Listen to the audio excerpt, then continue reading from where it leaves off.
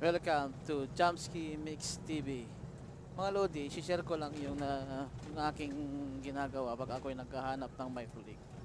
Pag naglalagay kasi ako ng sabon, hindi mabula para kita ko yung maliit na bula pag sakaling meron siyang microlink.